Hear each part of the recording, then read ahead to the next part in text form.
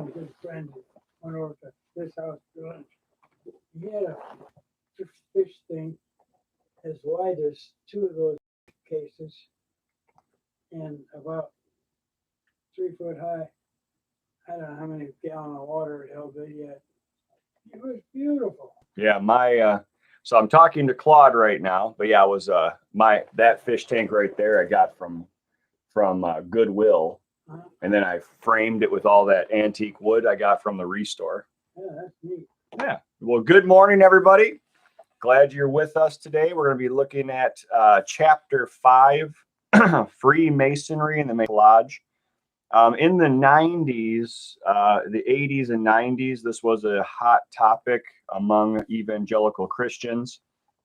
Nowadays, it's not so prevalent. A lot of folks have, just really don't talk about this particular group very often anymore. And there's several reasons that I'll give as we go through, but let's just give a little bit of the background from the authors themselves. The authors, so we have here Ed, and Ed, he said he spent about 20 years in the Mormon church. And so he was, he's involved in that. And a lot of the rites from the Mormon church come from Freemasonry. And a lot of people don't realize that. But Joseph Smith had been heavily influenced by the Freemason Lodge. And then we have the references to the Masonic Blue Lodge, which would have been the first couple of layers and levels. And then we have the Scottish rites and the later groups, which would be higher up in the Masonic Lodge hierarchy. So they're just giving a little bit of background there on page 69. So then they give a little bit more background as they talk about some conversations they had. On page 70, you'll see that Ed and the other author and Ron had been giving talks on Freemasonry, and this would have been the 70s or 80s when this would have happened.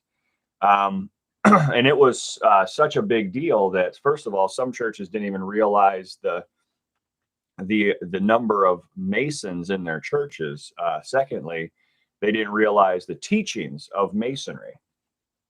So these guys would go and they'd be teaching on cults and different religious groups, and they would be threatened. At one point, Ron says that he and the pastor at one church were threatened by the congregation and pushed around and slapped around by some of the congregation themselves,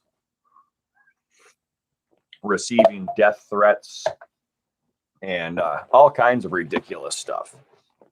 So obviously it's close to a lot of people's hearts. A lot of emotions are tied up in this. And then he goes on to say, but that's not everybody. He says most Masons get involved in the lodge out of peer pressure from their friends, or in the 50s and 60s especially, it would have been one of those kinds of social groups that you would join just to further your career. It would have been something that your friends did, and that was just what was done. It's a men's group at that time, and it was men only, and it was a way to socialize, and they do a lot of good for the community, the Shriners and all this. So let's go to page 72, and we talk about, he has the Shriners. He says, this is clearly the case with the Shriners. He says their public image is fun. And if you guys have ever been to a parade in any town in America, the Shriners are one of the highlights of the parade. They have they're driving like a tiny car or a tiny motorcycle, and they're zooming around and doing figure eights. It's fun. They give all kinds of money to good causes and everything else. He says, and this is where he wants to start to try to just help us understand some of the background. The interesting thing is that the Shriners wear the fez hat, and the fez hat, this red fez hat, actually has some nefarious background. So I have a picture of this fez hat, and you can see it here. The crescent the crescent moon, and you'll see the sickle and the moon on there. And that was all, without a doubt, Islamic symbolism. Here's a closer look. And this one here is a Masonic Lodge pin that, you know, anybody in the lodge can buy. It even has the word Mecca written on the saber, the sitar. And Mecca is the Jerusalem equivalent, or Rome, the Jerusalem equivalent for the Jewish folks, the Rome equivalent for the Catholics. Mecca is the city that Islam is based in. So you see this Islamic symbolism throughout this entire group. And the history of the Fez, he says, is barbaric and anti-Christian. He says Muslim hordes overran Morocco, and you'll see Morocco written on a lot of Fez hats, and a lot of the Shriner imagery will say Morocco on it. And the Muslim hordes, it says, overran Morocco in the Moroccan city of Fez. And they were screaming, "There is no God but Allah. Muhammad is his prophet." And there they butchered the Christian community. And then it was men and women and children were killed. Thank you, Linda. You're welcome. And what at the end of this whole entire bloodshed, the marauders there took off their Fez hats, and then they dipped it in the blood of all these people they murdered and kind of swirled it around in the blood and turning their hats red. And that's where that's the origin of this red Fez hat. But then the Shriners, having nothing to do with that, but picked up that imagery and maintained it for some unknown reason. And so he says here, the Shriners' blood oath and confession is found in the mystic shrine, an illustrated ritual of ancient Arabic order nobles of the shrine. You'll see the Shriner history in here as well. And just so you know, I've also read several of these books that he references. And if you're interested, I can send you a free PDF copy of two of the books that he references, which are the philosophical background written by the Freemasons themselves. And they're considered to be the definitive study of the Masons by the Masons. So he says, during the butchering of the people of Fez in the streets literally run red, and he dips the cap in and turns them red. If you fast forward here a little bit to page 73, he gives a little update, and he says there are over 6 million Masons worldwide with 4 million members in the United States. Now, I've checked those numbers, and they're not accurate anymore. And this is part of the reason why the churches generally are not talking about Freemasonry as much as they used to. Is because the number is now down to 2 million in the United States. So now the number of Masons in the United States is half of what it was in the 90s. And so it was interesting. There was a campaign among the Freemasons probably 5-10 years ago where they were saying, ask us about Freemasonry. And they had all of these, and it was, I think the slogan was just ask. And they had all of this stuff trying to kick up their numbers because they were losing members like crazy. So here's a little bit of the fast facts that we wish we all had. And this is some really good stuff. The Blue Lodge is the foundation of Freemasonry. It's the very basic level of Freemasons. It's the entrance. It's the apprenticeship degree. It's the lowest level. That's where everybody enters in at. And just like a lot of the mystery cults, when you get into at the ground level, you are only given so much information.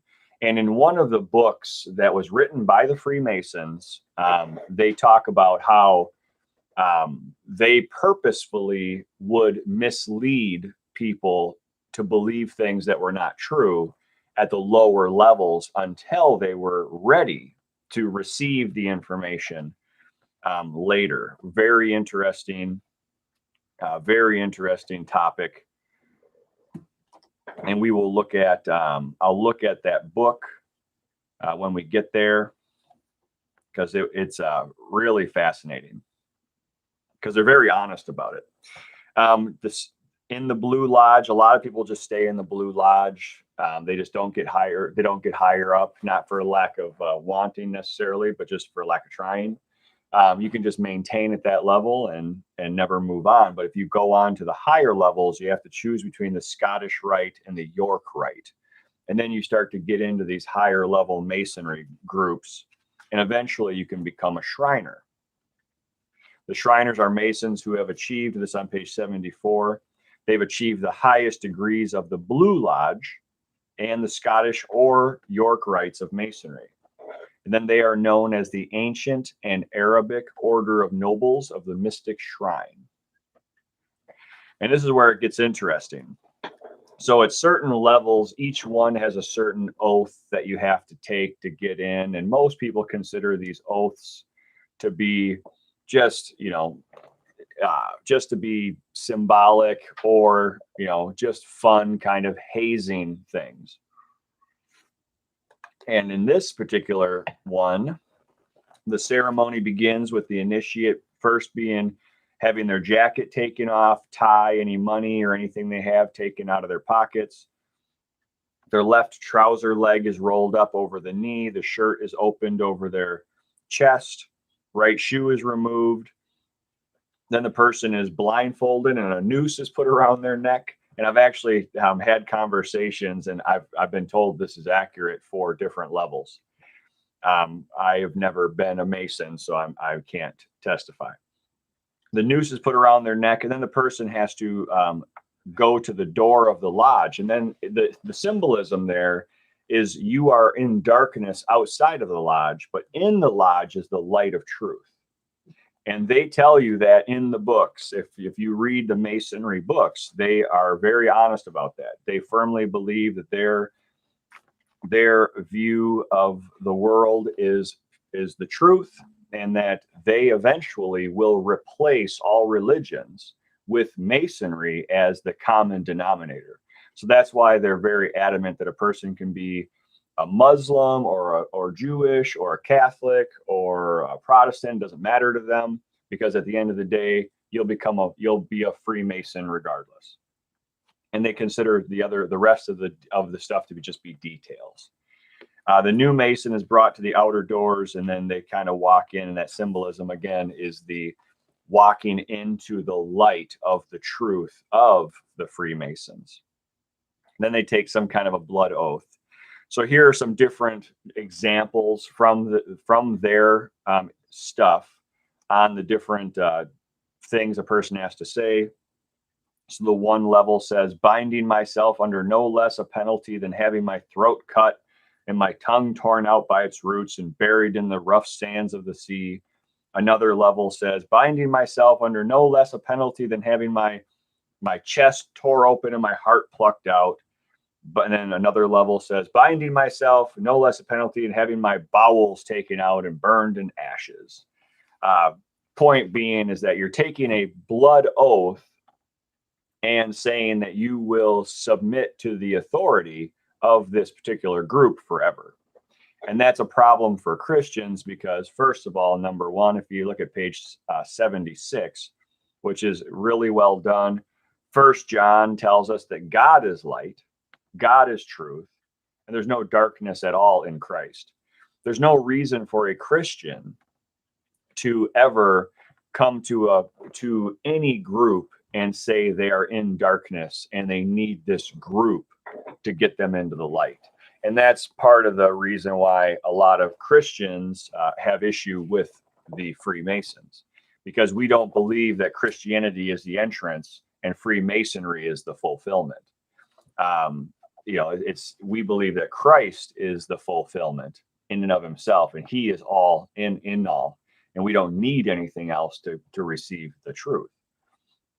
So he says here, no, Matthew 6:24, no one serves two masters. Great Bible verse. You can't be pledging a blood oath to a group and also saying that you worship only one God. It causes conflicts. And he says, and how can a man say he's a follower of Christ and swear to have his throat cut? And if he goes against this system, and then James says, make your yes and your no your no. You don't swear, especially your life, on a group, outside of, especially outside of Christianity. And even Christianity, you come to the River Community Church, and we're teaching Christ, and we're teaching salvation, and you're a sinner saved by grace, but I'll never ask you to take a blood oath to declare it. Keep your secrets. And no keeping secrets. So Claude is in my office right now, and Claude is one of our elders. Claude is 91 now, and Claude was a Freemason. What level were you, Claude? Were you the first level? Yeah. So Claude would have been in the Blue Lodge, first level, and Claude got out of it. When did you leave the Freemasons? After I received Christ and got a little more information about Excellent. what it was about. Yeah, so Claude, if you guys ever come to the river, have a conversation with Claude. He'll happily give you his background. Wasn't a believer, drinking and doing all the dumb things that non-believers like myself did. And as he joined the lodge, he's also a veteran, and he was in the military, and just all that kind of stuff. Anyway, all said and done, he became a believer, accepted Christ, and then as he started to learn more and started to kind of dig deeper into the teachings of the Freemasons, he left the Freemason movement, and that's where he was. So he absolutely, so we see here that God absolutely forbids these pagan blood oaths. Page 78. Masons go through the steps of the lodge. They experience a series of rituals and symbolism, and it has to do with their philosophy. Hello, Deviant Art.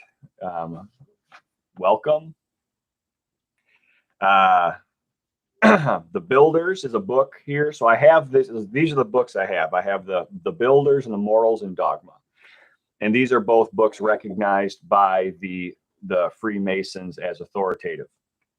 And I have both of these books, and I've confirmed this information. I just want to make sure you guys know, because they don't do a good job of references in here, which is one of the downsides to this book. But praise God, with the PDF, you can search through it. And I did confirm that this information is there. And these are the books that I had actually read through as well, but they're big books. So it says here, in The Builders by Joseph Newton, it says the purpose is to bring the universal league of mankind together in redemptive brotherhood. Sounds really good. That sounds like a great plan. But here's the quote.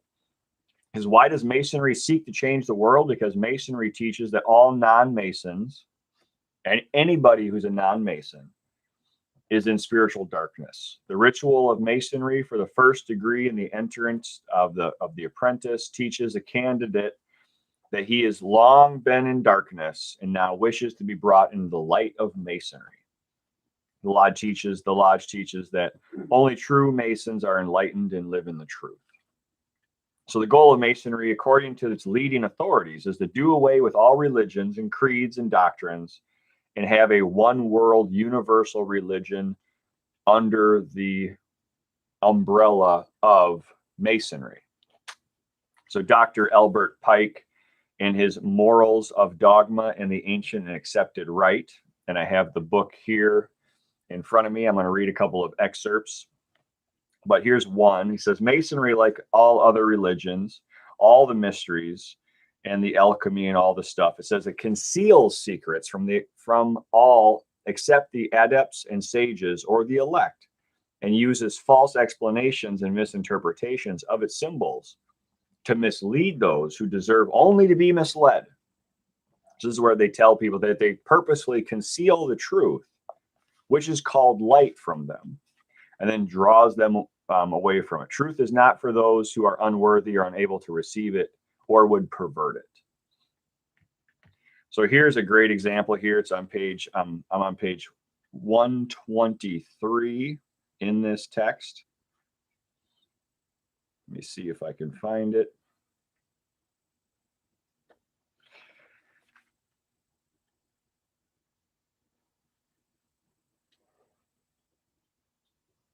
It's a big book.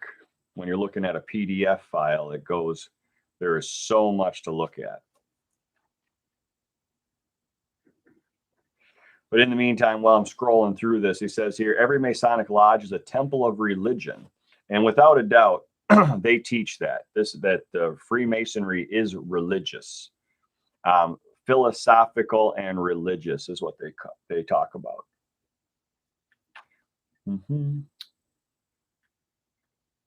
And I think I'm there. So he says here,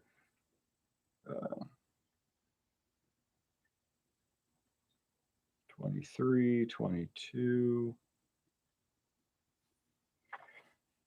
He says the duty of the Mason is to endeavor to make man think better of his neighbor, and to do this, he must control his own passions. It talks about these kinds of things, which all sounds great.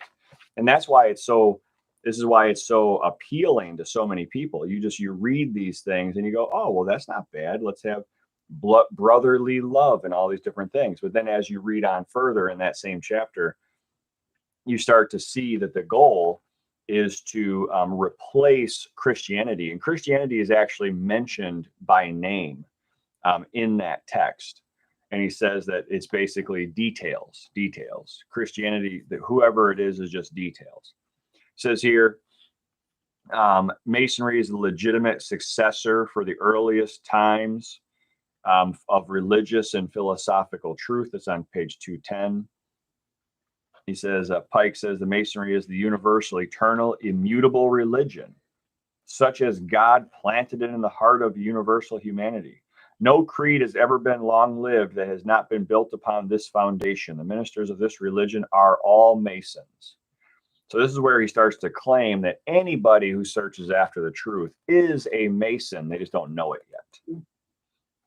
And he makes it very clear, and this is on page 219 in the text. And again, if you are interested, I will happily send you the PDF file so you can confirm the things that are being said here. Masonry is a natural religion. With everything in nature as part of God, creation becomes God itself. God is the great architect, is what we're told, and that's why they use that Masonry language, is the architecture and the mortar and all of the cause and effect that comes with nature is all ascribed to God in that imagery. Master builder. Thank you. And then this is interesting because they reference Romans 1:21 through 25. And it says that, although they knew God, they neither glorified him or gave him thanks, but actually their hearts became foolish and darkened. And they started to exchange the glory of immortal God for the image of mortal men. And that's what Paul warns us about in Romans. Paul was trying to tell us to not do that, to not make the mistake of associating God with creation in that way. God created creation, but God is no more creation than I am. This set of words I just drew on this board here.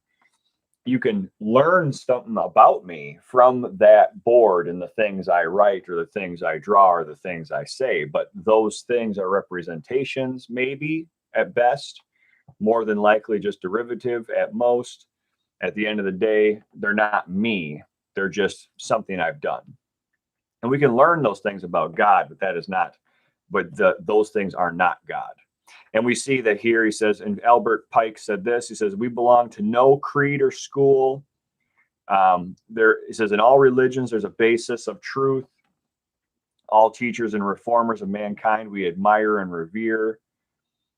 Masonry has her mission to perform. She invites all men of all religions under the same banner. Again, the goal is to bring all religions together.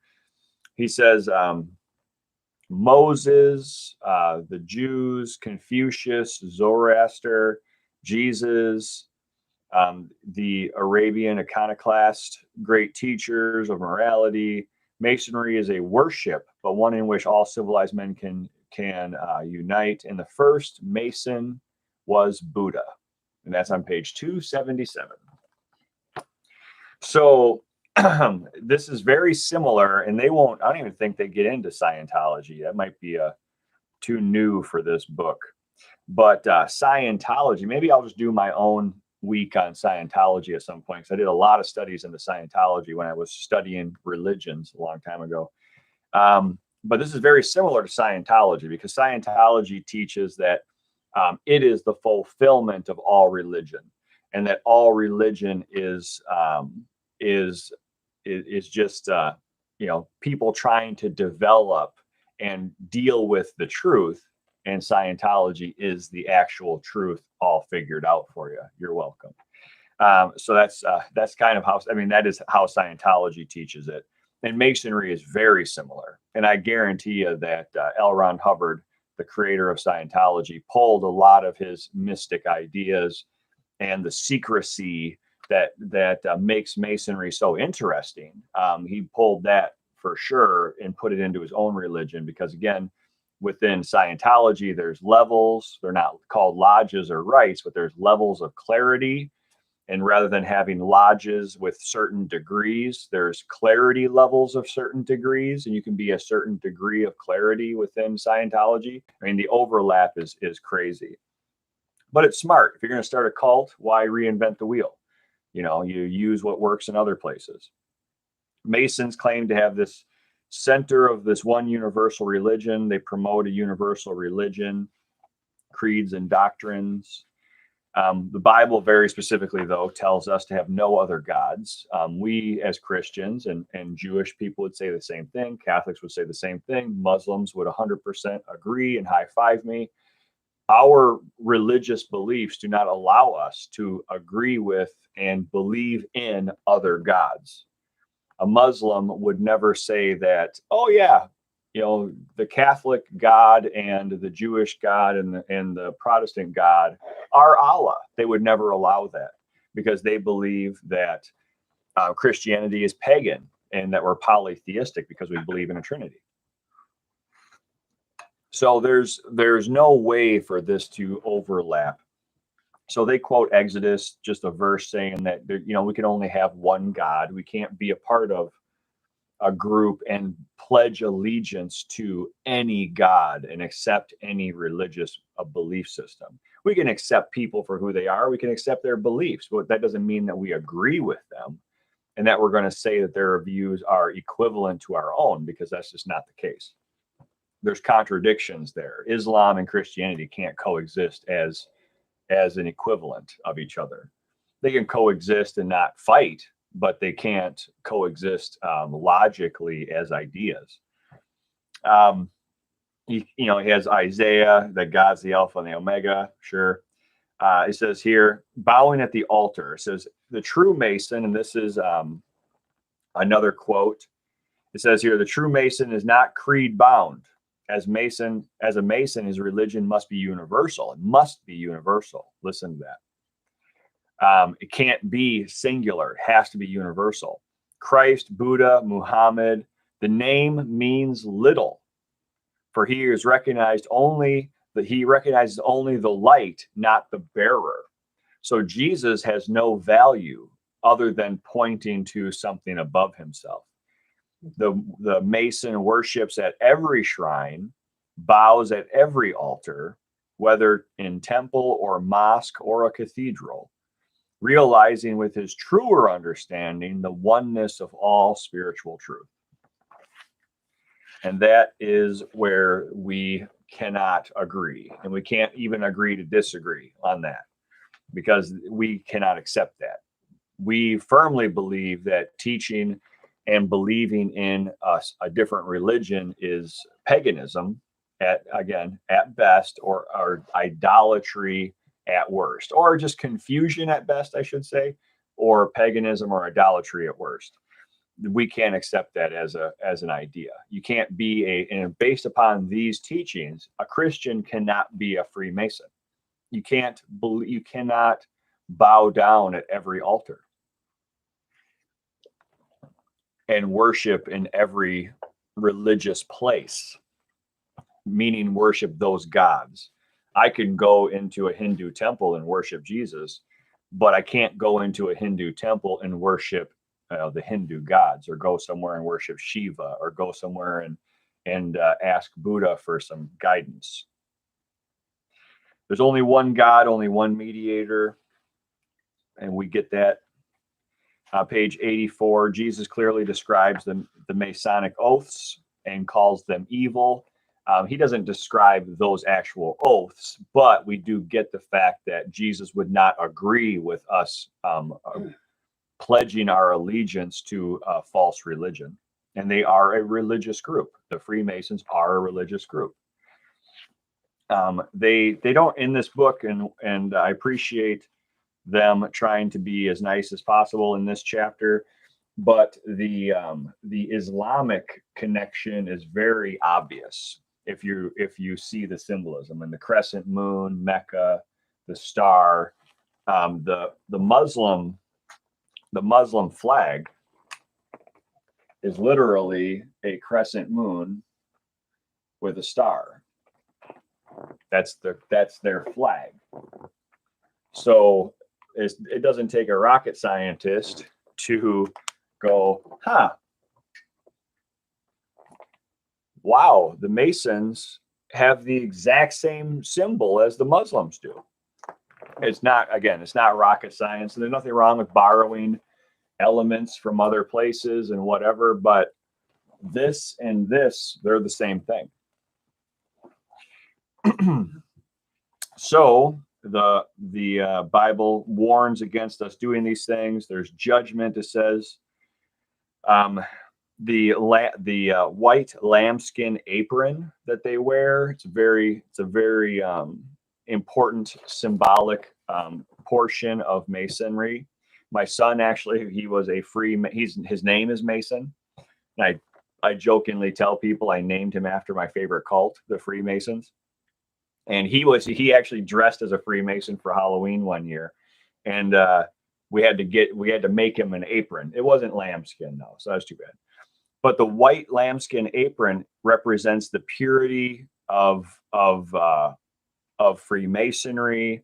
And it says it's an ever-present reminder of the purity of life, and that you'll be trembling, your soul will be trembling when you are basically in front of God, having to answer for all of your actions. And then we see in the text here, I was just reading a minute ago, they were talking about, you have to be good to people and you have to control your temper and all these different things.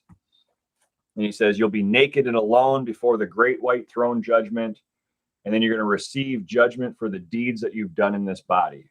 That is one of the few things that we as Christians can 100% agree on with the Freemasons. The problem is that the great white throne judgment in the Bible is a judgment of the lost.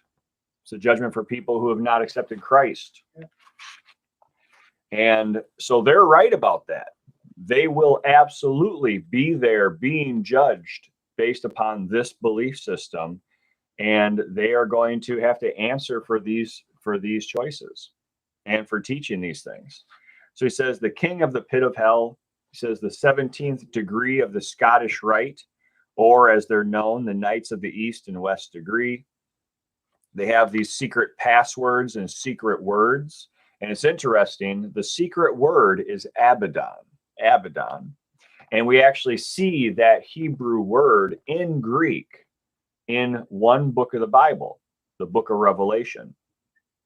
And it's in Revelation 9:11. It says the demons and workers of hell had a king over them, the angel of the abyss, and this demon that is over top of this group is known in Hebrew as Abaddon. And it's interesting that this Hebrew demon, that the Hebrew name is the ritual sacred word for this higher rank within the Scottish Rite of Masonry. So he says the word is out. The quest for the Blue Lodge Masons is to seek the lost world in the name of God, supposedly, but it's here that the secret name of the deity of Masonry is revealed.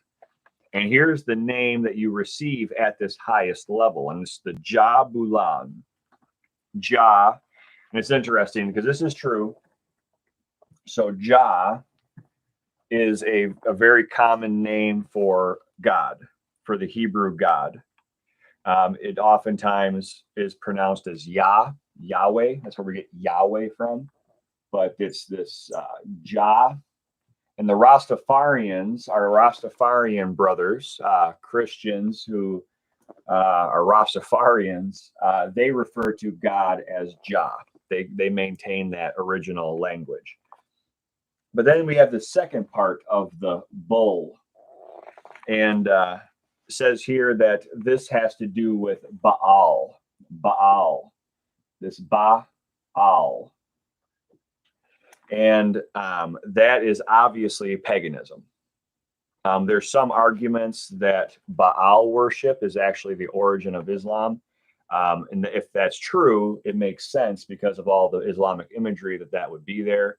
I'm not an expert in that particular topic, and I haven't read, I mean, I've read that that's true, but I don't like saying things unless I can, without a doubt, confirm it. But these guys have been pretty trustworthy up until now. So you make your own judgment. And then we have the on. And again, this is another one I couldn't confirm, not for lack of wanting to, but I just didn't. And this one here is what they say is the name of Osiris. And Osiris would have been the Egyptian gods. So in that situation, you have this ritual, and they actually print it out. And this is the interesting part. So you're thinking, oh, well, you're breaking words apart and you're trying to make something out of nothing. Well, they actually refer to this name as JBO. So they purposefully break the name up into its three parts, and they sign things with the JBO. So it's not that we're not just, nitpicking here. This is something that's intentional.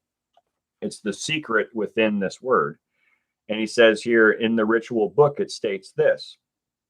It says, we three meet, these three gods meet and agree in peace and love and unity.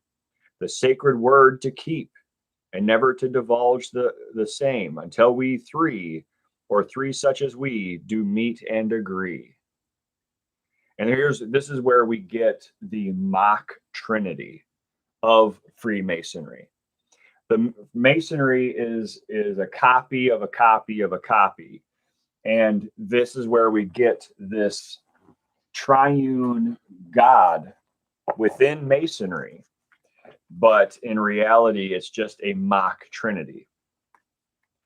So we have we have Jah, we have Baal, and then we have Osiris. And then you have basically, these are the ancient religions, the most ancient, and this is pre-Islam. You have Judeo-Christian, you have Baal worship that goes all the way back to the time of God, or the time of Moses, and Osiris that goes as far back as we can tell. And you have these basic three archaic ancient religions represented as one, in fact, just one religious group. And that is the false trinity of Masonry and the Masonic Lodge. So he says, one or the other, he says, Elijah went out to Mount Carmel. He says, you have abandoned the Lord's commands and have followed the Baals. This was the Baals. The Baal worship was basically just a kind of a stand-in for all paganism at the time of First Kings. God was just saying all of that stuff, call it whatever you want. Call it Baal, call it Osiris, call it whatever. At the end of the day, they're all Baals. They're all paganism. They're all not true. He said, and in First Kings, we're told, if the Lord is God, follow him. But if Baal is God, follow him. But they're not the same. You can't do both. It's impossible to hold all three of these religious views as true, because they can't be true. They all can't be true because they contradict each other. And God says, don't do this. Pick one or the other. Pick whatever one is true. But you can't believe in both. And then he just has a nice little prayer for those of us. If you are a Freemason or are interested in Freemasonry or just thinking about it, he has a prayer at the end on page 88 for the Mason to pray, to repent. If you are a Mason and want to have these conversations, I'll happily talk to you about this. But for those of us who are not Masons and may or may not know Masons, I mean, we have family members who are Masons. My wife had family who are Masons. This is a big deal, and pray for them. But now that you have a little bit more of an in-depth understanding of their belief system, then you'll be able to have a more informed conversation. And this is not fuel for you to go beat somebody up. This is just fast facts for false teachings. That's what the book is called. So it's very simple. You're not an expert at this point. Don't think that you are. I'm not asking you to take it upon yourself to correct everybody you've ever met who happens to be a Freemason. But this is an opportunity for you to stop and go, okay, I know some of the details. And then now take the opportunity to ask some questions.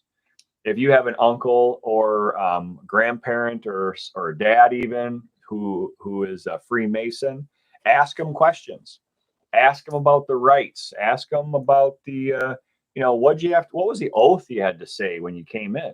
And if they tell you that they can't tell you because it's secret and they claim to be a Christian, be like, how do you justify, giving some kind of an oath to some group when Christ very clearly says that we should not have any other, we should not have any other religious affiliation. And if you're, pledging allegiance to Freemasonry, that's a problem. So anyway, that's what we have for today. We're at 41 minutes. Does anybody have any questions? And it doesn't have to be about today. We've gone through several different groups at this point. We did evolution last week. I got some good feedback about that. Character of God was just a basic understanding of the character of God, just to kind of build upon. We did Buddhism, atheism and Buddhism were 2 weeks, because Buddhism is by definition atheistic, even though the modern day Buddhism that we see definitely has gods and demons and all these kinds of mysterious spiritual stuff. At their core, they are atheistic. I mean, that was Buddha's thing. He was trying to reform Hinduism and get rid of this triune God that Hinduism holds to. Anyway, anybody have any questions?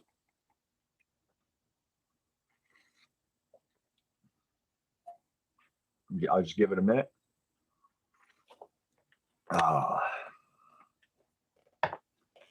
Okay.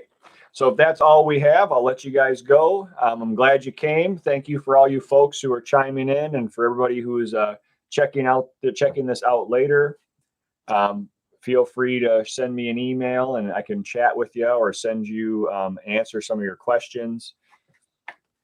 Try to get me questions by Monday if possible, or Monday or Tuesday at the latest. By Wednesday morning, I haven't even looked at my email today. So if there's questions in my email at this point, I haven't checked it, because Wednesday morning I normally reread the chapter again, just to reread it. And then if I want to do any more research, I do that on a Wednesday morning as well, depending on how much research it is. Like, for example, I just printed out these images because I thought that I just wanted to make sure you guys could see that this is not us blowing smoke. These are official Freemason stuff. I mean, this is not us making this up. This is right from the Freemason website. So just I do that research in the morning. So if you send me questions on a Wednesday morning, unless it's in the chat, I don't see them. So, but I will get to them if I haven't answered your questions already. Does anybody have any more questions? I see no other questions. Dev's Art, I'm glad that you were able to chime in with us, and hello. All right, well, I'm going to see you guys later. God bless you, and I'll see you on Sunday.